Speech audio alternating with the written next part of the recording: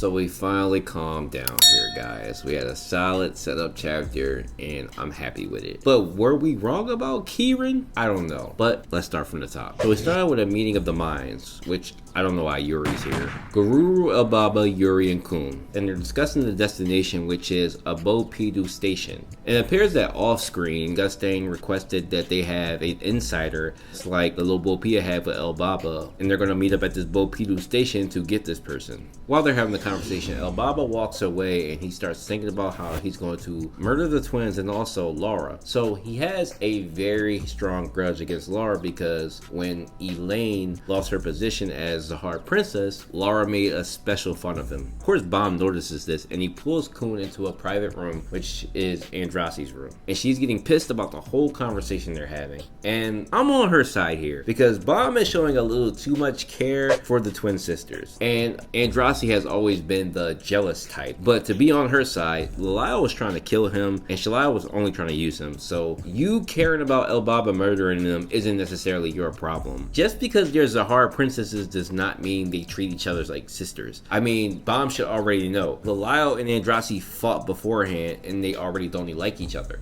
So no, so all Zahara princesses are not friendly and they exist to compete with each other. We've seen a few of them act like big sisters, and that includes Yuri. Speaking of which, Yuri. So Yuri's talking about going home. However, we arrive at the dock station and guess who's watching Baum? My girl, my queen, Tiara is here. And guess who's hating? Yuri. So Yuri is instant mad. I don't even know if she's leaving anymore, but her and Tiara go right at it. I don't know if Yuri forgot, but you got saved by Holland. Yes, Yuri fans, you have to cope. She got saved by Holland. Now moving forward, I'll call this Laura's time. So I don't know what's up with Laura. She's weird, acting like she's asleep, trying to escape accountability for what she did to her daughter. And so Elbaba comes in to basically, I guess, plant his little seed upon her to get her to fall into the trap. And he does this weird thing where he tries to make it seem like they're on the same playing field. Like, oh, your daughters are going to be taken away as Zahara princesses just like mine is, and your family's going to be ridiculed and blah, blah, blah. And then he leaves. Then we go to the sisters, and Lalail's ego is so disgusting.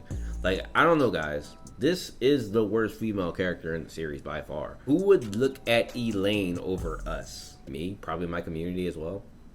If any of y'all choose Lalail as your wife over Elaine, you're insane. But upon reaching her mother's room, she's gone and they start panicking, and then they run out and run into Elbaba. Elbaba plays like, what's going on? I gave your mother a way out, maybe she took it, but I put a tracking device on her. Shalai, being the sharp one, already notices that something weird's up, but Lalail's ready to run straight to the action. And they go and search for her on another dock. Meanwhile, Cha informs Baum that he saw them leave. I don't know, guys, is it just me or is this a little weird? How is it that Lobopia family members are able to freely travel through a Bopidu station? I mean, I understand there's a war going on, maybe everybody's out at the war, but they're kind of just moving around the station freely. And how is it that Elbaba knows that there's a gate there? I'm just a little confused on how this is working, but I won't nitpick, guys. You guys let me know the details if you know. But they find Laura, and then Elbaba runs up on him like, if Tron wanted to save you, he wouldn't have never let you go. So I'm just here to basically murder y'all. And right as Elbaba is about to take his sweet revenge, boom comes Sea Snake. And it turns out that Laura baited him. Now, Elbaba sucks, right? But Jesus, man. Another L? I mean, I gotta give Laura her props. She did play that off pretty well. I thought Laura may have been the kind of bougie, stupid airhead type, but it doesn't seem like she's that at all. She's able to manipulate Elbaba and tell him that you can feed false information to Tron while we're here. Side note, Elbaba wasn't willing to fight Baum. He says that he can fight and beat Sea Snake and I guess the sisters together, but when Laura says call up Baum, he totally backs off. After Elbaba barks like a dog, which is embarrassing. Baum arrives and everything's cleared up. Laura takes Baum by himself and drops a shitload of information on us. So she informs Baum that she's manipulated Elbaba and he can feed Tron false information of what's actually going on. Now, she pleads with Baum to protect her family because that's all she cares about. She does not care about going back to the Lobopia family. She just wants to protect her daughters. And apparently Sea Snake as well is a part of that because he is in this shot. So Shalai, y'all dad is really looking like the snake right now. But anyway, Laura asks Bomb to ally with her father, who is basically beefing with Kirin. A lot of us have had a lot of suspicions of what's been going on lately, right? One of my community members, Zenu Asia, has had a theory about Lobadon trying to find something to stop Gustang, but other people have been saying that Lobadon's a traitor or that Kirin's a traitor, and I'm still perplexed by this, but we have a little bit of a, I guess, a path that we can talk about now. So Laura tells Bomb that Lobadon has found a way to stop Kirin, who appears to be leading this war. While Trom is family head, strongest guy there, Kirin is the one manipulating information, doing things behind Trom's back. He's the one who's basically perpetuating this entire war. And Lobadon is the one who is trying to stop this war, but I don't know if he can necessarily stop the chess match, but he's definitely trying to stop the fighting. One of my subs put a theory, Lobadon doesn't want a war. And his theory was mostly correct. I'm still stuck on the fact that the way Kirin spoke last chapter was of wanting destruction. I don't think this whole plan is about Gustang, and that's what he was getting at. I truly think that Kirin is still a revolutionary. I think that Kirin is higher on the totem pole when it comes to the revolutionaries. I think that he's willing to do whatever it takes to, I guess, weaken the power of both Gustang and or Trom. Or it could be what we've been saying last week is Kirin is truly working with Gustang, and that he's pushing everything for this war to happen where Gustang and Trom will have to fight. And this is my theory that Gustang has figured out a way using the bracelet to kill other family heads. What would be the goal of causing destruction within the family? I mean, Trom and Gustang can't kill each other. All they can do is decimate their own families and forces and cause destruction within the tower for regular people, but not for themselves. So what would be the point of that? My theory is Gustang does have a way to kill a family head. The revolutionaries may know this, and that they're trying to push this war to force someone to die. That's my only theory here. But this all snowballs with Bomb at the end of the day. This information that Laura dropped on us has completely kind of flipped me.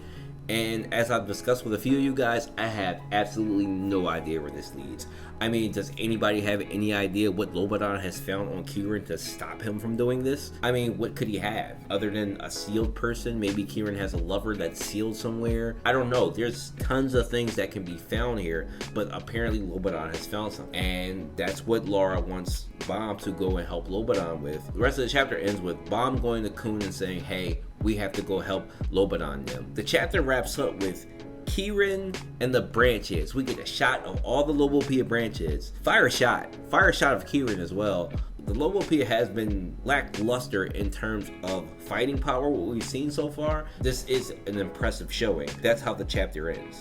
Now, I'll continue with my theory with, I don't know. What things should be is, Lobadon should be fighting Yama right now. And if Lobadon's fighting Yama, who knows how that's going? I mean, Yama's not as strong as Lobadon. He couldn't even handle a branch head. So to deal with a field marshal, I don't think he's on that level. However, Yama isn't alone. If Bomb arrives, I imagine it'd be in between the fight between Yama's group and Lobadon, and maybe Bomb stops the fight, and then Kirin's group appears. There appears to be Bopido involved as well. So maybe you get branch heads on top of Pobidu. This is kind of crazy, because if you have Trom outside trying to figure out what's going on with his ship, and then on the other side of this floor you have Lobadon, X-Bomb, Yama's group, and then you have Kirin, I don't know, maybe all or most of the branch heads, and then whoever from the Bopidu. This is gonna get wild, guys. Like, this skirmish, if it happens, is gonna be massive, and people are going to be getting killed, people are going to be getting murked. We're going to see branch heads fall, we might see somebody from Yama's group fall, one of the brothers. I mean, this is a massive thing going on here. This isn't even a Bopido and Lobopia war. The way it sounds, Kirin's working with both. So this chapter dropped a lot of information at the end, and I'm still processing it. So you guys, let me know what your theories are. Happy 4th of July. I hope you guys all enjoy your holiday, enjoy your week. For predictions, I'll say Bomb shows up and meets up with Lobadon. Some more information dropped on us maybe. I don't think we see any fighting. I don't think we see Kirin and his group arrive yet. We just might get a reunion with Bomb, X-Yama, and X-Lobadon, and then we get a little information on what Lobadon's seeking. Here's the chapter rating, 6.5 out of 10. Too much of the Laura and Elbaba stuff And Elbaba really is just an L. I mean, I'm already sick of his character. It sucks that that's Elaine's father. But anyway, I'll see you guys next week. Enjoy your rest of your week, and thanks for watching.